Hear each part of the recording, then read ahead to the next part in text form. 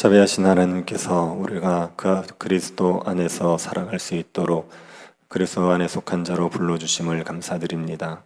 이 하루도 주님께서 우리에게 베푸시고자 하는 풍성한 은혜를 기대하며 살아가게 하여 주옵소서.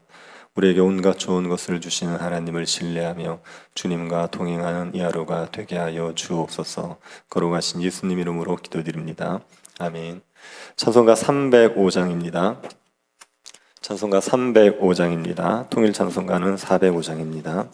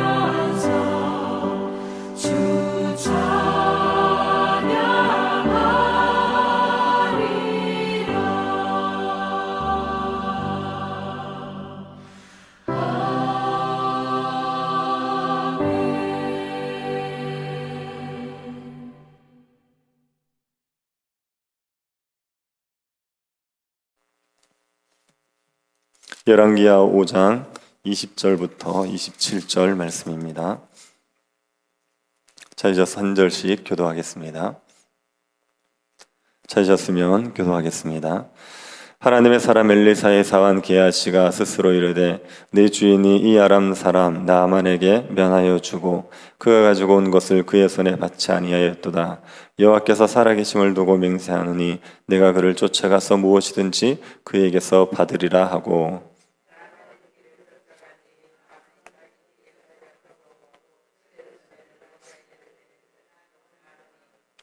그가 이르되 평안하나이다. 우리 주인께서 나를 보내시며 말씀하시기를 지금 선지자의 제자 중에 두 청년이 에브라임 산지에서부터 내게로 왔으니 차하건대 당신은 그들에게 은 1달란트와 옷 2벌을 주라 하시더이다.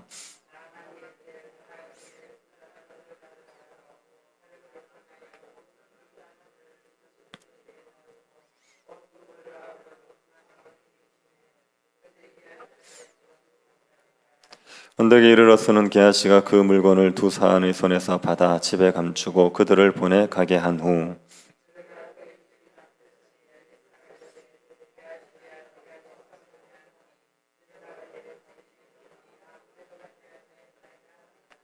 엘리사가 이르되 한 사람이 수레에서 내려 너를 맞이할 때에 내 마음이 함께 가지 아니하였느냐.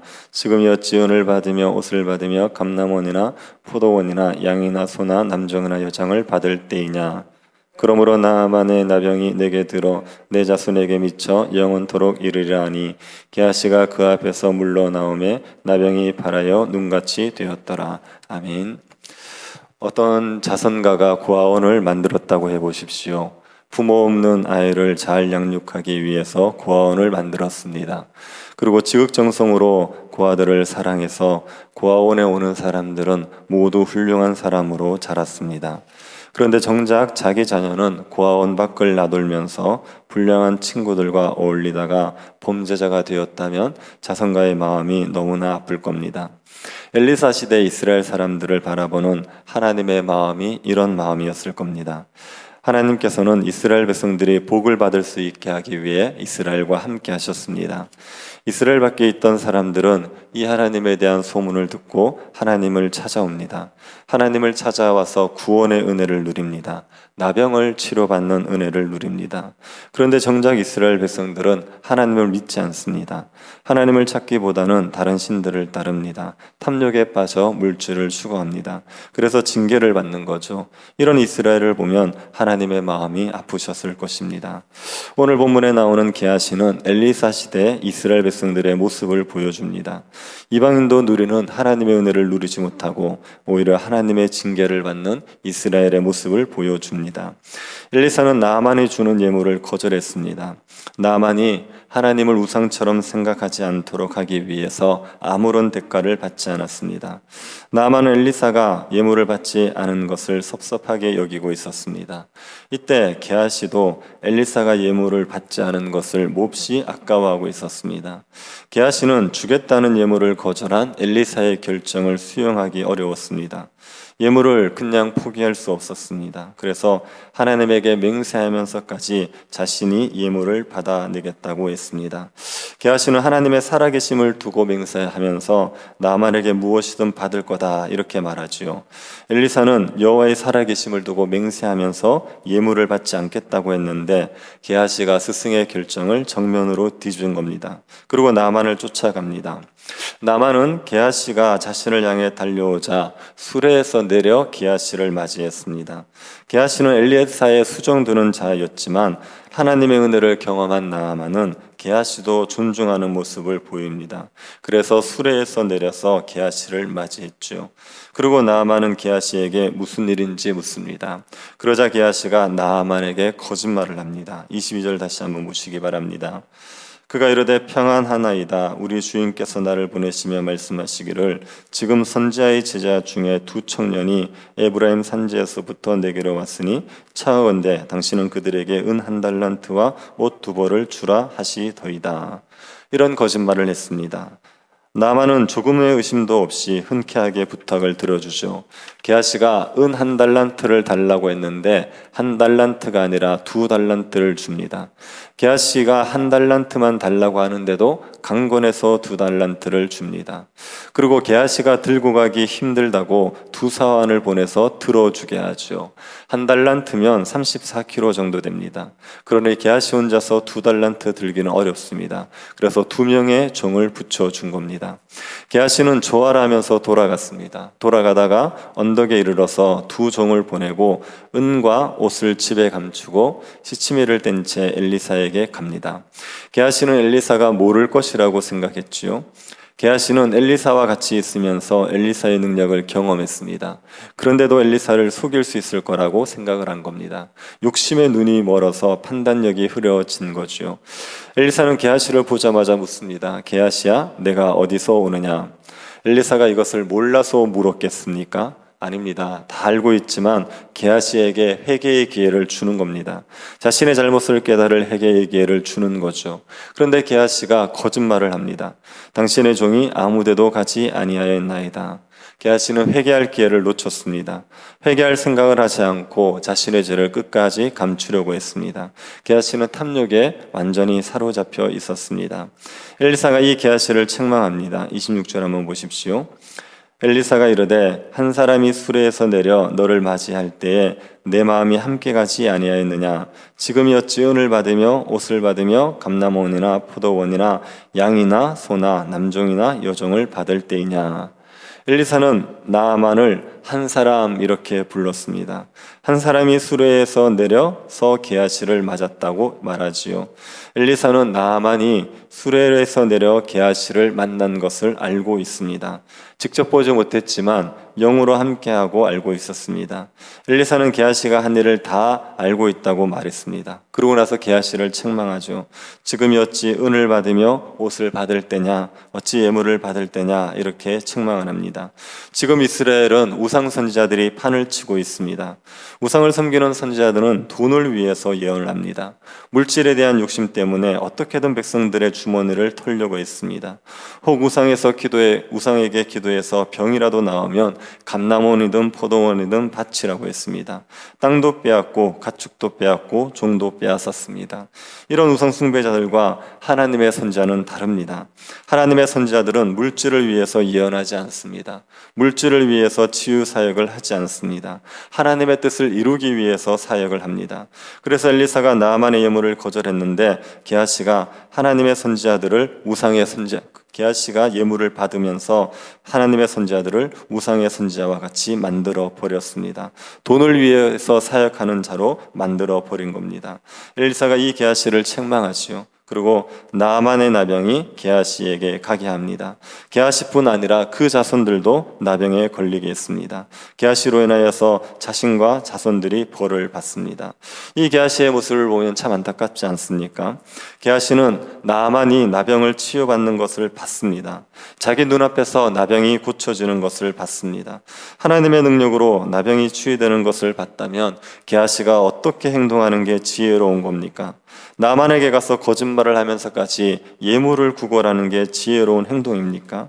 아니면 나병을 치유하시는 하나님의 은혜를 구하는 게 지혜로운 행동입니까? 고작 은 1달란트와 옷 2벌을 받자고 거짓말을 하면서까지 나만에게 예물을 구해야겠습니까?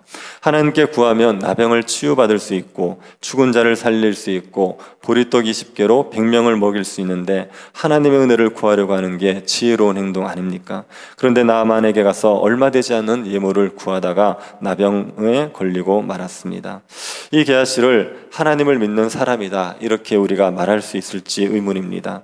하나님이 온 천하의 유일한 신이라는 것을 믿는다면 이렇게 할 수 없죠. 게하시는 지금 탐욕에 사로잡혀 있습니다. 하나님의 이름을 들먹거리면서 자기의 욕망을 채우는 우상 숭배자가 되어 있습니다. 하나님께서 이 게하시에게 나만에게 있던 나병을 주신 겁니다. 나만에게 거두어 가셨던 나병을 게하시에게 주셨습니다. 이 게하시가 이스라엘 백성들의 영적인 모습을 보여주고 있습니다. 이방인들이 하나님을 찾아와서 나병을 치유받는 상황에 이스라엘 백성들은 물질에 대한 욕심으로 우상 숭배에 빠져 있습니다. 그래서 하나님의 진노를 받고 있습니다. 기근에 시달리고 질병에 시달리고 이방인들의 침입에 시달리며 살아가고 있습니다. 이게 얼마나 안타까운 일입니까? 하나님 백성 아닌 자들이 하나님을 믿고 하나님의 은혜를 누리는 때에 하나님의 백성들이 하나님을 믿지 못해서 이방 사람들처럼 하나님의 진노 아래 고통을 받고 있으니 이게 얼마나 안타까운 일입니까? 그런데 우리가 엘리사 시대 이스라엘 백성들처럼 이 게하시처럼 될 수가 있습니다. 이방인인 나아만이 엘리사를 찾아와서 고침을 받는 상황에서 교회 안에 있는 하나님의 백성들이 그 은혜의 풍성함을 누리지 못할 수 있습니다. 나아만이 이스라엘에 와서 나병을 고침을 받았다. 이것을 오늘날로 이야기하면 불신자들이 교회로 와서 예수 그리스도를 믿고 구원의 은혜를 누렸다. 이렇게 얘기할 수가 있습니다. 나병이라는 것은 그 사람이 가지고 있는 모든 것들을 무의미하게 만들어 버립니다. 그 나병 하나 때문에 그 사람이 가지고 있던 지위, 재산, 명예 이런 게 다 의미 없어져 버립니다. 이 나병처럼 우리의 삶에 우리가 가지고 있는 것들을 다 무의미하게 만들어 버리는 게 있습니다. 그게 죄지요.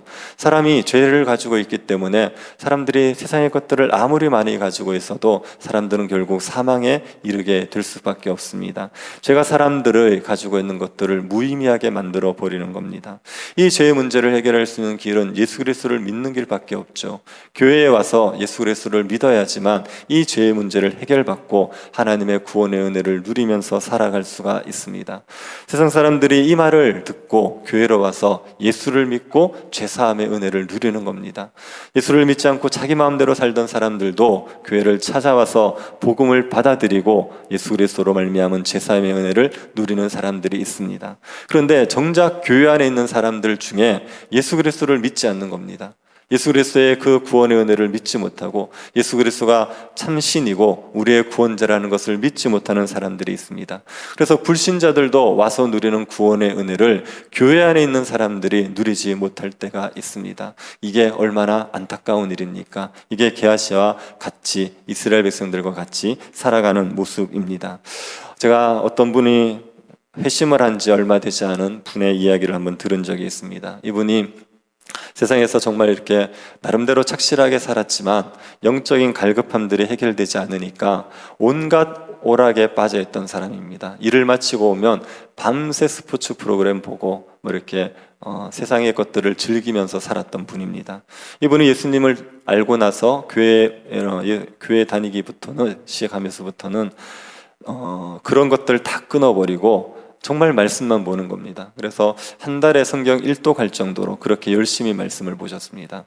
그렇게 말씀을 보시면서 교회 안에 있는 다른 분들과 교제를 하면서 깜짝 놀란 게 뭐냐면 자신이 예수 믿기 전에 교회에 오기 전에 그렇게 놀던 것들을 교회 오면서 다 끊어버렸는데 교회 안에 있는 사람들 보니까 거기에 빠져있는 사람들이 너무 많다는 겁니다. 본인은 이 예수 믿고 나서 구원의 은혜, 말씀의 은혜가 너무 좋아서 밤낮 말씀을 보면서 은혜를 누리고 있는데 정작 교회 오래 다니는 사람들 중에 자기가 예수 믿기 전에 좋아하던 것들 거기에 빠져서 세상의 유흥에 빠져가지고 살아가고 있는 사람들이 있다, 많다. 이걸 보고 놀랐다는 겁니다. 예수 믿지 않는 사람들은 교회를 와서 십자가의 은혜 때문에 감격해서 기뻐하고 평강을 누리고 살아가는데 정작 교회 안에 있는 사람들은 이 구원의 은혜를 망각한 채 세상의 것들에 탐욕에 빠져서 그것을 추구하고 살아간다. 이게 게하시와 같은 모습이죠. 이게 얼마나 안타까운 모습입니까? 우리가 이런 어리석은 사람들, 안타까운 사람들 되지 않기를 바랍니다. 우리가 그리스도 안에 있는 그 부유함을 놓치지 말고 구원의 은혜를 마음껏 누리며 살아가는 백성들 될 수 있기를 바랍니다.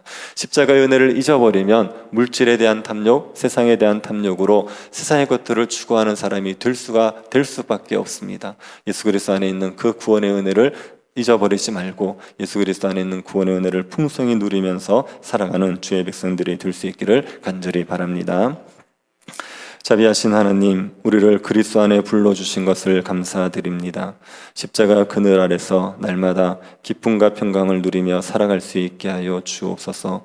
세상 사람들이 와서 복음의 은혜를 풍성히 누리는데 교회 안에 있는 우리들이 탐욕에 빠져 세상의 것을 추구하는 어리석은 자가 되지 않게 하여 주옵소서. 걸어가신 예수님 이름으로 기도드립니다. 아멘.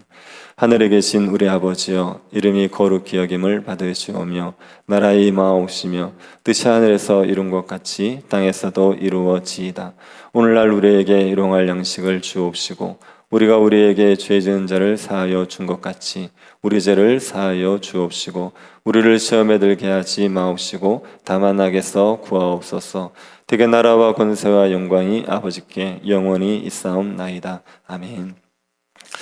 교회를 위해서 기도하실 때 새 교회당 건축을 위해서 기도해 주시고 지역 주민들과의 만남으로 지금 대화가 진행되고 있는 걸로 압니다.